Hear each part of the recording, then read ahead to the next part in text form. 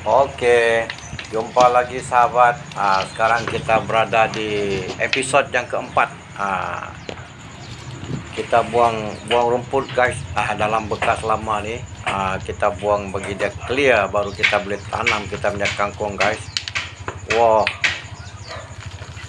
tengok kecil saja guys. Tapi dia keras rumput ni guys. Keras pokok ni. Pelan-pelan kayu guys.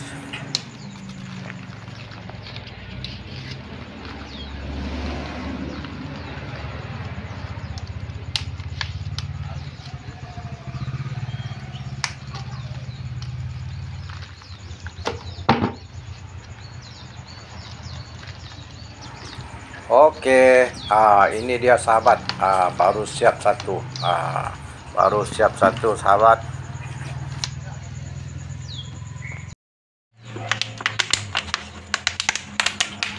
Kita keluarkan dia bahagian dalam ni. Kemudian kita keluarkan tanah yang berada di dalam bekas ni guys. Tanah ni dah keras lah, kita nak gembur dia sikit sahabat.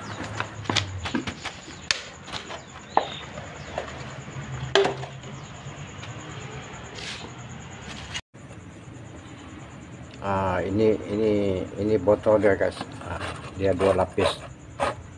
Ini yang atas kita masukkan dia ke dalam yang ini. So yang atas ni kita tebuk lubang dah guys.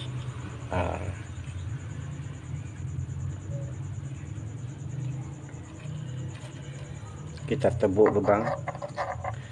Di sini pun kita tebuk lubang keliling ini.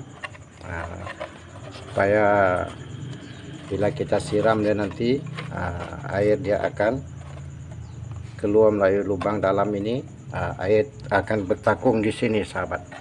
Air akan bertakung di sini, kemudian air boleh serap naik ke atas untuk menjaga kelembapan tanah.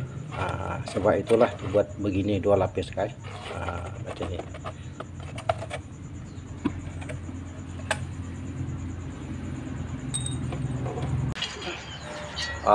Tanah ni kita kena leraikan dia dulu guys. Tanah ni kita kena leraikan. Pasal dia penuh dengan akar-akar ni. Tengok, kita leraikan dulu sebelum kita masukkan semula ke dalam botol bekas tadi guys. Oke, sekian saja perkongsian kali ini guys. Jumpa lagi di next episode.